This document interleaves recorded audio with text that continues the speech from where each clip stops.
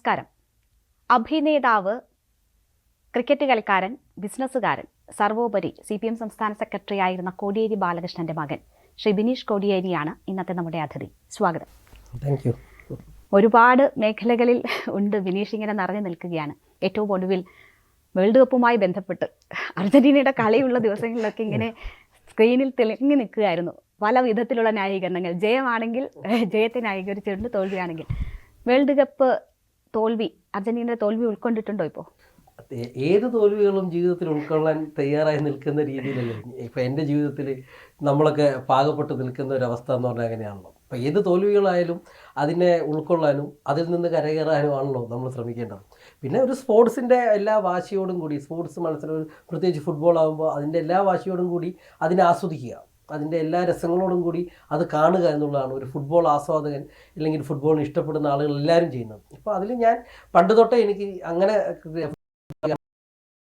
ഇഷ്ടം പിന്നെ എനിക്ക് ബിരുദ ബിസിനസ് എന്നുള്ളത് ഞാൻ ചെയ്യുന്നില്ല, ഒരു ഭാഗമായിട്ട് ഞാൻ ഡയറക്റ്റ് ആയിട്ട് ഒരു ബിസിനസ്സിലോട്ടും ഇല്ല. പക്ഷെ എന്നാലും നിങ്ങൾ പറഞ്ഞ വാചകത്തിൻ്റെ അകത്തേക്കുള്ളതിൽ ഒരു ബിസിനസ് ജീവനോപാധി നടന്നു പോകാനുള്ള കാര്യങ്ങളുണ്ട് എന്നുള്ളതാണ്. ഓക്കെ. ഈ ക്രിക്കറ്റ് കളിക്കാരനും KCയുടെ ഭാരവാഹിയൊക്കെ ആയിട്ടാണ് കൂടുതലും ബിനീഷ് അറിയപ്പെടുന്നത്. പക്ഷേ ഫുട്ബോളിനെ കൃത്യമായി വിശകലനം ചെയ്യാനും പറയാനും അതിൻ്റെ ആവേശം ഉൾക്കൊണ്ടൊക്കെ സംസാരിക്കുന്ന ബിനീഷിനെ കണ്ടു. ക്രിക്കറ്റാണോ ഫുട്ബോളാണോ ഏറ്റവും ഇഷ്ടം? എനിക്ക് കളിക്കാൻ എപ്പോഴും ഇഷ്ടം ക്രിക്കറ്റ് തന്നെയാണ്. കാരണം ഫുട്ബോൾ കുറച്ചുകൂടി ഒരു മെനക്കെട്ട പണിയാണ്. ഫുട്ബോൾ എന്ന് പറഞ്ഞാൽ നല്ല ശാരീരിക ക്ഷമതയും നല്ല ഫിറ്റ്നസ്സും വേണം. ക്രിക്കറ്റ് നമ്മുടെ ജീവിതത്തിൽ ഒരു എപ്പോഴും നമ്മുടെ സിരകളിൽ പടർന്നു പിടിച്ചൊരു കാര്യം. കാരണം ഞാൻ തലശ്ശേരിക്കാരനാണ്.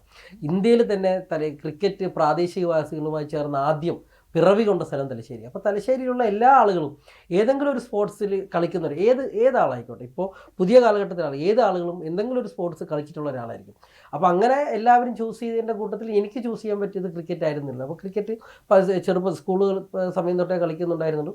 ഇപ്പോഴും ഇപ്പോൾ കണ്ണൂർ A ഡിവിഷൻ ലീഗിലും അല്ലെങ്കിൽ മറ്റു മത്സരങ്ങൾ, പറ്റാവുന്ന മത്സരങ്ങളൊക്കെ മത്സരിക്കുന്നു. ഫുട്ബോളിൻ്റെ തിരക്കിൽ നിന്ന് നേരെ ക്രിക്കറ്റിൻ്റെ തിരക്കിലേക്ക് പോകാൻ പോവുകയാണ് അല്ലേ? KCയുടെ അടുത്ത സീസൺ തുടങ്ങാൻ പോകുന്നു. എവിടം വരെ എത്തി? ഇപ്പോൾ എല്ലാ ഒരുക്കങ്ങളും പൂർത്തിയായി. ഞങ്ങളിത് 3ാമത്തെ സീസണിലേക്കാണ് എത്തിയിരിക്കുന്നത്. KCL തുടങ്ങുന്ന സമയത്ത് വലിയ ആശങ്കകളുണ്ടായിരുന്നു. കേരളം പോലുള്ളൊരു സംസ്ഥാനത്ത് ഒരു ഡൊമസ്റ്റിക് ലീഗ് ഇങ്ങനെ സക്സസ് ആക്കി എടുക്കാൻ പറ്റുമോ എന്നുള്ളത്. പക്ഷേ ആദ്യത്തെ സീസണിൽ തന്നെ നമ്മളത് സക്സസ് ആക്കി എടുത്തു എന്നുള്ളത് മാത്രമല്ല, ഇപ്പോൾ ഡൊമസ്റ്റിക് ലീഗുകളിൽ നമ്പർ 1 ആയിട്ട് മാറിക്കഴിഞ്ഞിരിക്കുന്നു KCL. പാർട്ടിയുടെ അംഗത്വം തിരിച്ചു കിട്ടിയിരിക്കുകയാണ്. അതൊരു ഉത്തരവാദിത്തമാണ് ഒരു പക്ഷേ അല്ലേ? അതിനപ്പുറം സോഷ്യൽ മീഡിയയിൽ, സമൂഹ മാധ്യമങ്ങളിൽ പാർട്ടിയുടെ ഏറ്റവും വലിയ പ്രതിരോധ കോട്ടയൊരുക്കുന്ന ഒരു വ്യക്തി കൂടിയായി ബിനീഷ് മാറിയിരിക്കുകയാണ്. അപ്പോൾ എങ്ങനെയാണ് ഇപ്പോൾ പാർട്ടിയുടെ അംഗത്വം തിരിച്ചു കിട്ടിയ ഈ സാഹചര്യത്തെ കാണുന്നത്? കൂടുതലൊരു ഉത്തരവാദിത്വമായിട്ടാണ്? അല്ല, സ്വാഭാവികമായിട്ടും പാർട്ടി അംഗത്വം എന്ന് പറയുന്നത് എപ്പോഴും നമ്മളൊരു ചട്ടക്കൂടിൻ്റെ അകത്ത് നിന്ന്, നമ്മളെ ജീവിതത്തിൽ തന്നെ ഒരു ചട്ടക്കൂടിൻ്റെ അകത്ത് നിന്ന് പോവുക എന്നുള്ളതിൻ്റെ ഒരു സ്ഥിതിയാണ് പാർട്ടി മെമ്പർഷിപ്പ്. അതൊരു വലിയ ഉത്തരവാദിത്തമാണ്. പാർട്ടി മെമ്പർഷിപ്പ് എന്ന് പറയുന്ന ഒരു വെറും മെമ്പർഷിപ്പായിട്ട് മാത്രമല്ല ഞാൻ എൻ്റെ ജീവിതത്തിൽ കാണുന്നത്. അത് നമ്മുടെ ജീവിതത്തിൽ തന്നെ നമുക്ക് മുന്നോട്ട് പോകാനുള്ളൊരു പ്രചോദനമാണ്. നമുക്ക് എപ്പോഴെങ്കിലും വീണുപോയാൽ നമുക്ക് തിരിച്ചു വരാൻ വേണ്ടി പറ്റുന്ന എന്നുള്ളൊരു വലിയ ഒരു ആശയും ഒരു പ്രതീക്ഷയും നൽകുന്നത് തന്നെയാണ് ഒരു പാർട്ടി കുടുംബാംഗം കൂടിയാണ് ഞാൻ. അപ്പോൾ അങ്ങനെയുള്ള ആളുകൾക്ക് അതൊരു വലിയ വൈകാരികത കൂടിയാണ് ഒരു മെമ്പർഷിപ്പ് എന്നുള്ളതിനെ കുറിച്ച് ഉദ്ദേശിക്കുന്നത്. പിന്നെ ഞാൻ ഇപ്പം എന്നെ പോലെയുള്ള ലക്ഷക്കണക്കിന് ആളുകൾ ഈ പറയുന്ന പാർട്ടിക്ക് കോട്ട കെട്ടി കാവലായിട്ട് നിൽക്കുന്നു.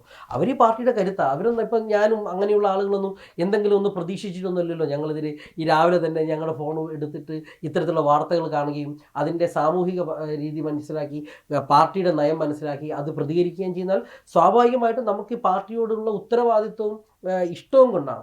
അതാരും പറഞ്ഞു തന്നിട്ട് നമ്മൾ ചെയ്യുന്നില്ല. അത് ഞാൻ എൻ്റെ പാർട്ടിക്ക് വേണ്ടിയിട്ട് എന്ത് നൽകുന്നു എന്നുള്ളതാണ് നോക്കുക. അങ്ങനെ എനിക്ക് നൽകാൻ പറ്റുന്നത് എന്ത് എന്നുള്ളത് വളരെ ചെറിയ രീതിയിൽ ഇങ്ങനത്തെ കാര്യങ്ങളേ ഉള്ളൂ. അത് ചെയ്യുന്നുള്ളൂ. അതൊരു വലിയ കാര്യമൊന്നുമായിട്ട് ഞങ്ങളാരും കാണാറില്ല. അതൊരു ഞങ്ങളുടെ ഭാഗമായിട്ട്, ജീവിതത്തിൻ്റെ ഭാഗമായിട്ട് ചെയ്യുന്നത് മാത്രമേ. വളരെ വൈകാരികമാണ് ഈ അംഗത്വം എന്ന് പറഞ്ഞല്ലോ. അപ്പോൾ അതില്ലാതിരുന്ന ഒരു 4 വർഷക്കാലം അതിനെങ്ങനെയാണ് കണ്ടത്?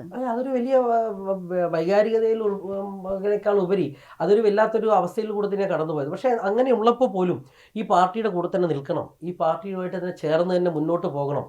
അപ്പം ഒരു മെമ്പർഷിപ്പ് കിട്ടുകയോ കിട്ടാതിരിക്കുകയോ ചെയ്യുന്നതിലൂടെ മാത്രമല്ല നമ്മൾ പാർട്ടിയോടുള്ള കൂറ് വ്യക്തമാക്കേണ്ടത്. അപ്പം ആരൊക്കെ നമ്മൾ അവഗണിച്ചാലും നമ്മൾ ഈ പാർട്ടിയോട് ചേർന്ന് നിൽക്കണം എന്നുള്ളതാണ് അച്ഛൻ എപ്പോഴും പറഞ്ഞിട്ടുള്ളത്. പാർട്ടി അത് ഒരു ഘട്ടത്തിൽ അത് കാണും എന്നുള്ളതാണ്. അപ്പോൾ ഞാനും അത് പ്രതീക്ഷിച്ചാണ് നിന്നത്. 4 വർഷം കഴിഞ്ഞിട്ട് പാർട്ടി അത് കണ്ടു, എനിക്ക് മെമ്പർഷിപ്പ് തന്നു.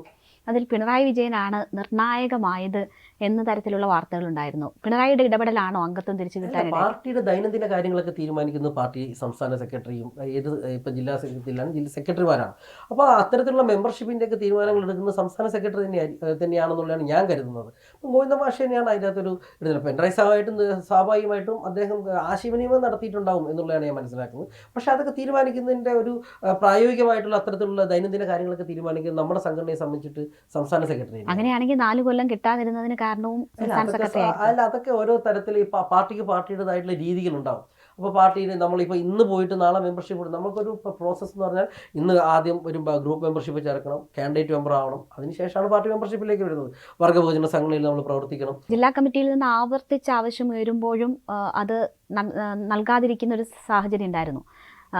ബിനീഷ് കോടിയേരിയുടെ ചില പോസ്റ്റുകൾ, തെരഞ്ഞെടുപ്പ് പരാജയത്തിന് ശേഷമുള്ള പോസ്റ്റുകൾ, അത് ഈ കമ്മിറ്റികളിൽ സെക്രട്ടറി തന്നെ ചൂണ്ടിക്കാട്ടി എന്നൊക്കെയുള്ള വാർത്തകളുണ്ടായിരുന്നു. അതൊക്കെ വാർത്തകൾ മാത്രമാണ്. അത്തരത്തിലുള്ള കാര്യങ്ങൾ ഇപ്പോൾ പോസ്റ്റുകളൊന്നും ഞാൻ ഒരു പോസ്റ്റ് ഇട്ടത് ആ സമയത്ത് ഇട്ട ഒരു പോസ്റ്റ് ഞാൻ ഇട്ട ഒരു രീതിയിലല്ല പൊതുജനം അതിനെ വ്യാഖ്യാനിച്ചതെന്ന് മനസ്സിലായപ്പോൾ അതെനിക്ക് അങ്ങനെ വ്യാഖ്യാനിക്കുമ്പോൾ ഞാനെന്താ മനസ്സിലാക്കണ്ടേ, ഞാൻ കാരണം വേറെ തരത്തിലേക്ക് എൻ്റെ പാർട്ടിയെക്കുറിച്ച് മറ്റു തരത്തിൽ എന്തായിരുന്നു ബിനീഷ് യഥാർത്ഥത്തിൽ ഉദ്ദേശിച്ചത്? ഞാൻ ഉദ്ദേശിച്ചത് സ്വയം വിമർശനം. ഇപ്പം പിണറായിയെ പോലൊരു മുഖ്യമന്ത്രിയെ കിട്ടും, പക്ഷേ അതൊരു ആ രീതിയിലുള്ള നമ്മൾ ഉദ്ദേശിക്കുന്നത് ഈ പറയുന്ന പുതിയ കാലഘട്ടത്തിൽ ഒരു പാർട്ടി എന്ന രീതിയിൽ കൂട്ടിയോജിപ്പിച്ച് കൊണ്ടുപോകുന്നതിനൊക്കെ കുറച്ചുകൂടി നമ്മൾ ജാഗ്രത കാണിക്കേണ്ടത്. ആ ജാഗ്രത എന്ന് പറഞ്ഞാൽ പാർട്ടി സെക്രട്ടറി എന്ന് പറയുന്നത് പാർട്ടിയാണ്. ഇപ്പം നമ്മൾ എന്താണ് പാർട്ടി എന്ന് കാണിക്കുമ്പോൾ നമുക്കൊരു ആളെ എടുത്ത് കാണിക്കാനല്ലോ, നമ്മുടെ നേതൃത്വത്തിനല്ലേ പാർട്ടി എന്ന രീതിയിൽ പറയുള്ളൂ.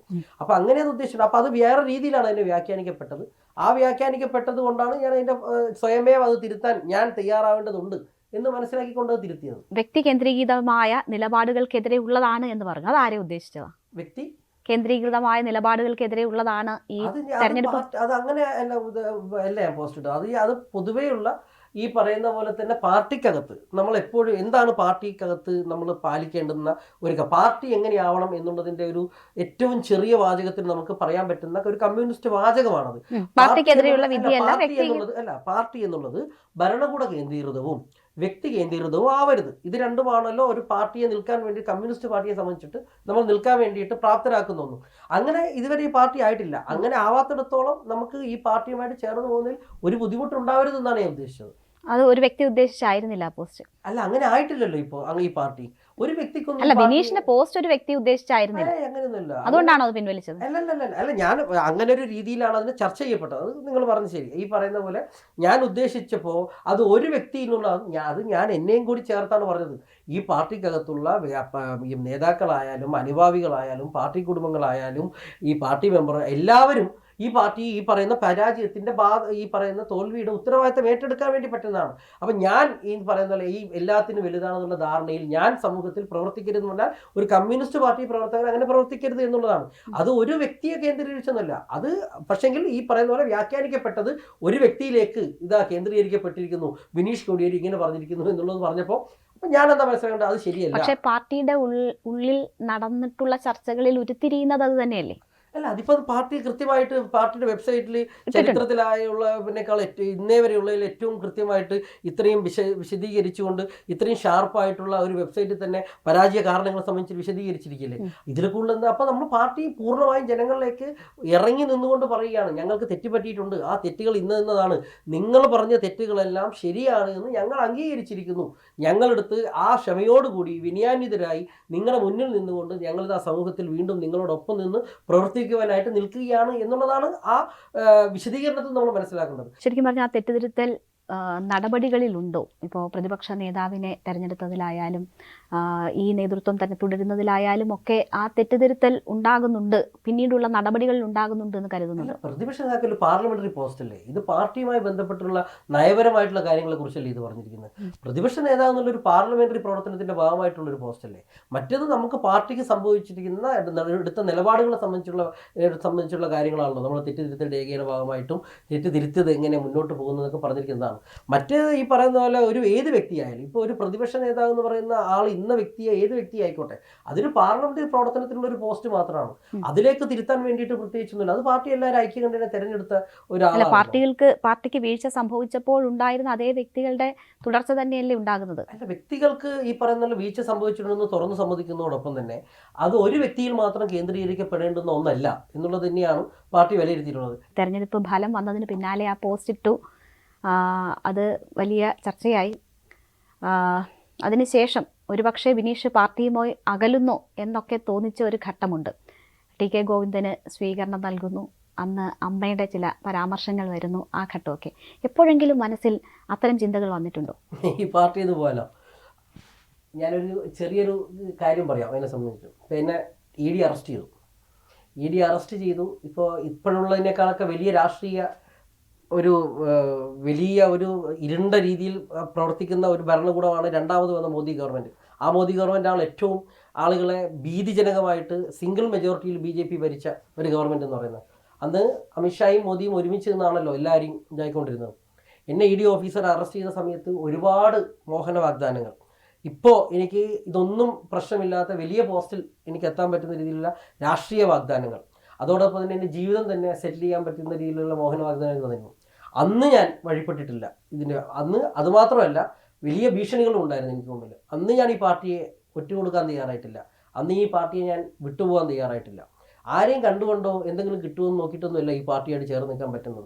എന്തുവായിരുന്നു വാഗ്ദാനങ്ങൾ എന്നൊന്നും പറയുന്നത്? ഒരുപാട് വാഗ്ദാനങ്ങൾ. അതിപ്പോൾ ഞാനൊരു മുമ്പത്തെ ഒരുപാട് ഇൻ്റർവ്യൂസിലും ഞാൻ പറഞ്ഞിട്ടുണ്ട്. ഇപ്പം എൻ്റെ അച്ഛനെ സംബന്ധിച്ചിട്ട് അസുഖത്തിൻ്റെ ഭാഗമായിട്ട് നിൽക്കുകയാണ്. അപ്പം രാഷ്ട്രീയപരമായിട്ട് നിങ്ങൾ പൊളിറ്റിക്കലി നിങ്ങൾക്ക് ഉദ്ദേശിക്കുന്ന രീതിയിലേക്കുള്ള അഭയം, പൊളിറ്റിക്കലി അഭയം തരുമെന്ന് വെച്ചാൽ ഏതെങ്കിലും ഒരു പാർട്ടിയിൽ നിങ്ങൾ എടുത്തുകൊണ്ട് നിങ്ങൾക്ക് നല്ലൊരു പോസ്റ്റ് തരും എന്നുള്ളതാണോ?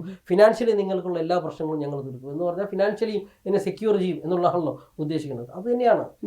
ആരെ ലക്ഷ്യമിട്ടായിരുന്നു? അത് പിണറായി സാറിൻ്റെ ഭാഗമായിട്ട് അവർക്ക് കൃത്യമായിട്ട് എൻ്റെ ഭാഗമായിട്ട് അവർ ചോദിച്ചു. എന്നെ അറസ്റ്റ് ചെയ്ത കേസുമായിട്ട് ബന്ധപ്പെട്ടുള്ള ഒരു ക്വസ്റ്റ്യനും അല്ലല്ലോ എന്നോട് ചോദിച്ചിരുന്നത്. അന്ന് പിണറായി സാറുമായി ബന്ധപ്പെട്ട കുറേ ക്വസ്റ്റ്യങ്ങൾ അവരതൊരു 8-9 ക്വസ്റ്റ്യൻ ലെയറായിട്ടുണ്ട്. അതിൽ ഞാൻ എഴുതി കൊടുത്തണം എന്നുള്ളത് മാത്രമേ ഉള്ളൂ. ഞാൻ അതിന് വഴിപ്പെടില്ല എന്ന് പറഞ്ഞതിന് ശേഷമാണല്ലോ എൻ്റെ വീട്ടിലേക്ക് റെയ്ഡൊക്കെ നടത്തിയിട്ടുണ്ടായിരുന്നത്. അന്ന് പിണറായി ലക്ഷ്യമിട്ടുകൊണ്ടാണ് വന്നത്.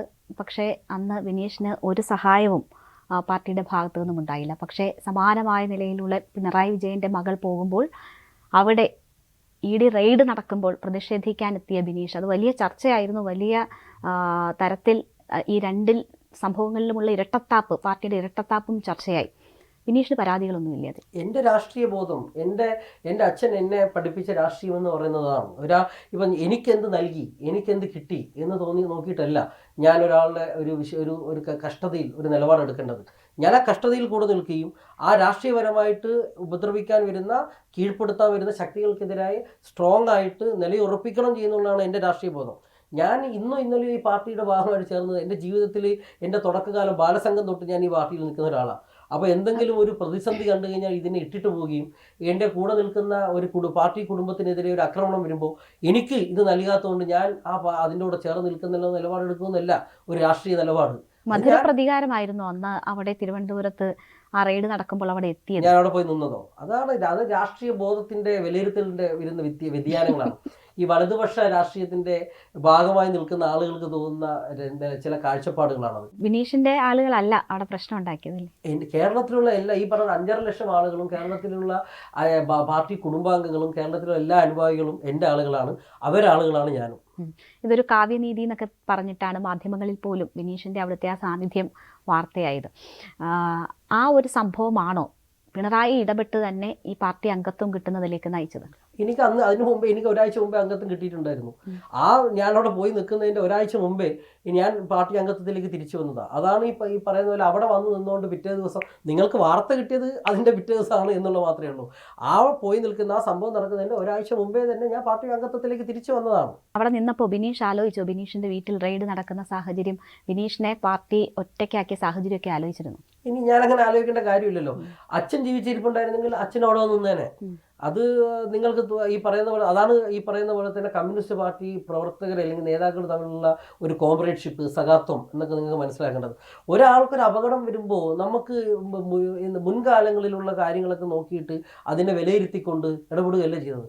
ആദ്യം നിങ്ങൾക്ക് വിരുദ്ധമായിട്ടുള്ള അഭിപ്രായങ്ങളോ അല്ലെങ്കിൽ അഭിപ്രായ പ്രകടനങ്ങളോ എല്ലാം ഉണ്ടാവാതിരിക്കട്ടെ.